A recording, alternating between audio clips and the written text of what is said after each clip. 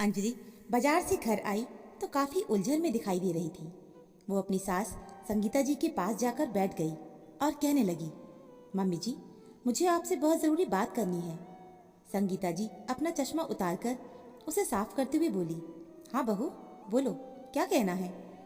चश्मा साफ करने के बाद उन्होंने चश्मे को अपनी आंखों पर लगा लिया। उनकी बहू बाजार से ताजी सब्जियां लेकर आई थी तो धनिया पत्ती की खुशबू सूंघते हुए वो बोली, आज तो लगता है बहुत ताजी सब्जियां लेकर आई हो तुम, बहुत अच्छी खुशबू आ रही है। अंजलि माथे पर बल डालते हुए बोली, मम्मी जी, मैं बहुत गंभीर बात बताने वाली हूँ, आप प्लीज मेरी बात को ध्यान से सुनिए। संगीता जी अब थोड़ा गंभीर हो गई और कहने लगी, क्या हुआ, तुम बोलोगी तभी तो मुझे कुछ समझ में आएगा। इतना कहकर वो थैले में से एक एक करके सब्जियां निकालकर देखने लगी। अंजलि ने झट से कहा, मम्मी जी, आज मैंने महक को रेस्टोरेंट में किसी लड़के के साथ देखा है। ये सुनते ही संगीता जी के हाथों से सब्जी छूटकर नीचे गिर पड़ी और वो स्तब्ध सी उसकी ओर देखने लगी। फिर अपने आप को संभालते हुए बोली, अरे उसका कोई दोस्त होगा। तभी अचानक से घर का दरवाजा खुला। दोनों ने चौंक कर दरवाजे की ओर देखा तो सामने से महक गुनगुनाती हुए चली आ रही थी। उसकी हाई हील की खटखट की आवाज मानो संगीता जी के दिल पर हथौड़े बरसा रही थी। आज तक जब भी वो बेटी को हंसते गुनगुनाते देखती थी तो खुश हो जाती थी, लेकिन आज उनका दिल किसी अनजानी आशंका से धड़कने लगा था। जब वो अपने कमरे में चली गई तब भी हवा में महक के परफ्यूम की खुशबू थोड़ी देर तक घुली हुई थी। दोनों सास बहू एकदम चुपचाप सी बैठी हुई थी। उसके कमरे में जाते ही अंजलि धीरे से फुसफुसाते हुए बोली, मम्मी जी, ये तो उस लड़के से बहुत चिपक कर बैठी हुई थी। मुझे तो सच में बहुत चिंता हो रही है, पता नहीं वो लड़का कैसा होगा। संगीता जी माथा सिकोड़ते हुए बोली, मुझे भी अब चिंता होने लगी है। ये उम्र ही ऐसी होती है। अगर इसके बाबूजी जिंदा होते तो शायद किसी लड़के के करीब जाने के बारे में सोचती भी नहीं। अंजलि गहरी सांस छोड़ते हुए सोफे पर टिककर जरा पीछे की ओर जाकर बोली, मम्मी जी, आजकल के समय में भरे पूरे परिवार की लड़कियां भी बहक जाती हैं। अब हमें ये सोचना है कि आगे हमें क्या करना है। संगीता जी बोली, बहू, अभय को घर आने दे, मैं उससे बात करती हूँ। तब तक इस लड़की पर जरा नजर रखनी पड़ेगी। फिर उन्होंने बहू के चेहरे की ओर देखते हुए कहा, तू भी धूप में सब्जी लाने चली गई, देख तो तेरा चेहरा कैसे मुरझा सा गया है। तू रुक, मैं अभी तेरे लिए मैंगो का जूस बना के लाती हूँ। ऐसे समय में बीच बीच में कुछ खाते पीते रहा कर, घर परिवार की चिंता में तुम्हारी सेहत को कुछ नुकसान ना हो जाए। इतना कहकर वो उठने लगी तो अंजलि की आंखों में थोड़ी नमी तैरने लगी कि उसकी सास उसका कितना ध्यान रखती है। अंजलि माँ बनने वाली थी। उसकी प्रेगनेंसी का 5वां महीना चल रहा था। ऐसे समय में उसकी सास उसका बहुत ध्यान रखती थी। थोड़ी देर के बाद उसकी सास मैंगो जूस लेकर आई। मैंगो की मीठी महक से अंजलि का मन प्रसन्न हो गया। जूस पीकर वो तरोताजा हो उठी, लेकिन ननद की चिंता अभी भी उसे लगी हुई थी। शाम को जब अभय घर आया तो दोनों सास बहू ने मिलकर उसकी सारी बातें बताईं। अभय कहने लगा, तुम लोग चिंता मत करो, मैं उस लड़के के बारे में पता करवाता हूँ। अभी तुम लोग उसे कुछ मत कहना। अभय ने 2 दिनों के बाद घर में आकर बताया कि वो एक आवारा लड़का है। अक्सर महक उसके साथ घूमती फिरती नजर आई है। अब तो महक से बात करनी ही पड़ेगी। जब घर वालों ने महक से बात की तो वो गुस्से में कहने लगी कि मैं कोई छोटी बच्ची नहीं हूँ, 18 साल की हो चुकी हूँ और मुझे अच्छे से पता है कि मैं किसी से भी शादी करने के लिए पूरी तरह से आज़ाद हूँ। ये सुनकर संगीता जी को गहरा धक्का लगा। उनकी आंखें हैरानी से फैल गईं। फिर थोड़ी देर तक वो इस आघात से चुप सी रह गई। बेटी की जलती हुई आंखों से जो विद्रोह की अग्नि थी, उस अग्नि में उन्हें बेटी का भविष्य ही झुलसता हुआ दिखाई दे रहा था। वो धीरे से बोली, महक, 18 साल के हो जाने का मतलब ये नहीं होता कि परिवार वाले तुम्हारे बारे में अच्छा बुरा नहीं सोच सकते। वो लड़का कहीं से भी अच्छा नहीं है बेटा। लेकिन महक की आंखों पर तो उसके प्यार की पट्टी बन चुकी थी, तो वो कहने लगी, माँ, माना कि वो कोई काम धाम नहीं करता, मुझसे उम्र में भी 6 साल बड़ा है, लेकिन वो मुझे बहुत प्यार करता है। जीवन जीने के लिए प्यार ही सबसे ज़रूरी होता है। रुपए पैसे तो कमाए जा सकते हैं, हम अपनी अलग दुनिया बसाएंगे। उसके घर वाले उसके साथ अच्छा व्यवहार नहीं करते हैं। उसके जीवन में मेरे प्यार से ही थोड़ी खुशी आई है। महक की माँ अपना सिर पकड़कर बैठ गई। महक के दिमाग में कैसी कैसी बातें घुस गई हैं। अंजलि धीरे से बोल पड़ी, महक, अगर उसके घर वाले उससे अच्छा व्यवहार नहीं करते हैं तो क्या तुमने उसके जीवन में प्यार भरने का ठेका ले रखा है? इस बात पर महक गुस्से से तिलमिला उठी और कहने लगी, भाभी आप बाहर वाली हो, आप मुझसे इस लहजे में बात करने का कोई अधिकार नहीं रखती। अभय क्रोध से भर उठा और कहने लगा, ये मेरी पत्नी है, ये बाहर वाली कैसे हुई? क्या ये तुम्हारे भले बुरे के बारे में नहीं सोच सकती? महक गुस्से से चीख उठी और कहने लगी, मैं अपना अच्छा बुरा खुद सोच सकती हूँ, मुझे किसी और से सलाह लेने की कोई ज़रूरत नहीं है। और मुझे अच्छे से पता है कि ये आग भाभी ने ही लगाई है। फिर अपनी भाभी की ओर देखते हुए बोली, क्या तुम अपना मुंह बंद करके नहीं रख सकती थी?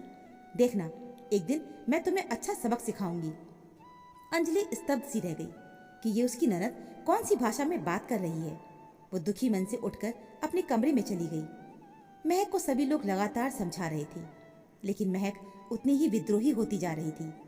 एक दिन सुबह सवेरे जब महक की माँ मंदिर गई हुई थी और उसके भैया ऑफिस गए थे, तो महक अपने कपड़ों का बैग लेकर घर से बाहर निकलने लगी।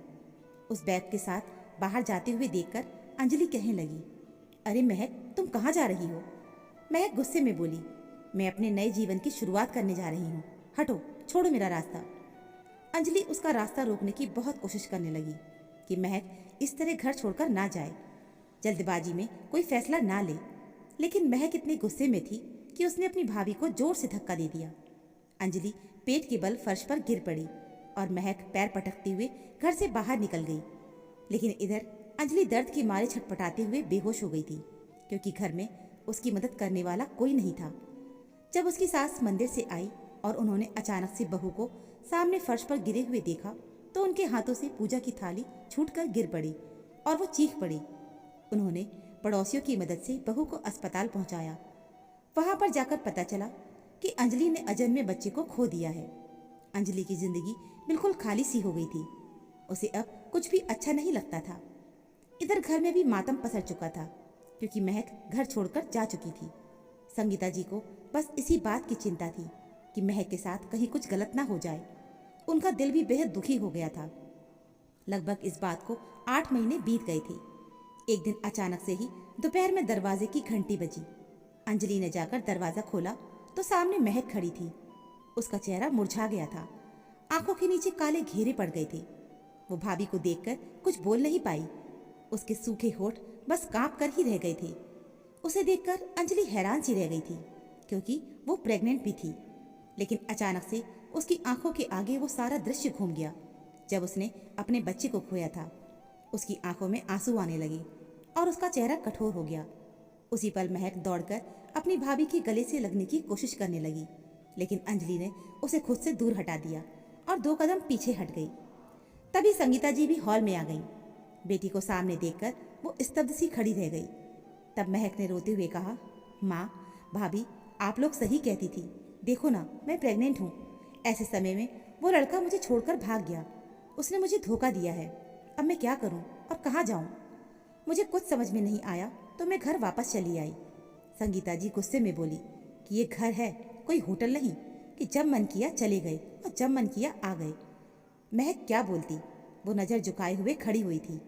वो भरे गले से कहने लगी, भाभी मुझे माफ़ कर दो, मैं प्रेग्नेंट हूँ। ऐसे समय में मेरी देखभाल कौन करेगा?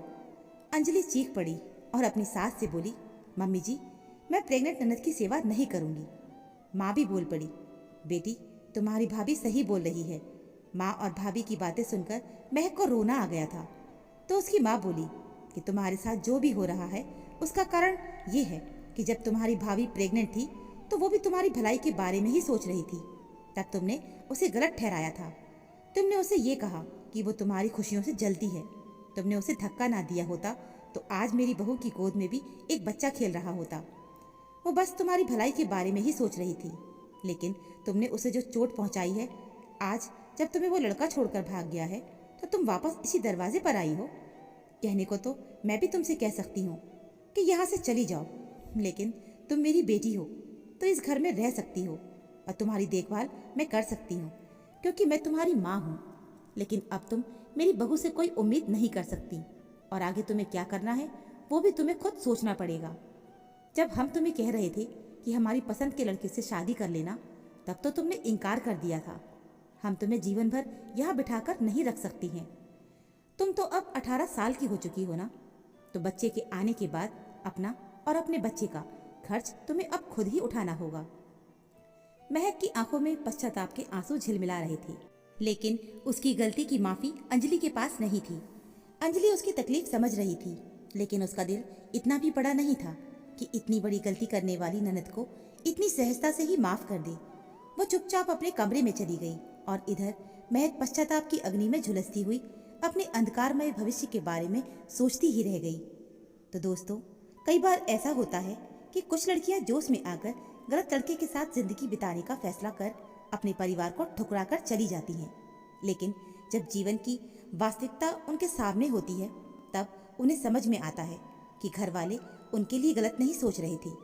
इसलिए कभी भी कोई भी रिश्ता जोड़ने से पहले लड़के के बारे में अच्छे से छानबीन कर लेनी चाहिए और कोई भी नया रिश्ता जोड़ने के लिए अपने परिवार के लोगों का दिल कभी नहीं दुखाना चाहिए। तो दोस्तों, उम्मीद है आपको ये कहानी ज़रूर पसंद आई होगी। कहानी अच्छी लगी हो तो प्लीज़ वीडियो को लाइक, चैनल को सब्सक्राइब ज़रूर कर लीजिएगा। मिलते हैं फिर नई कहानी के साथ।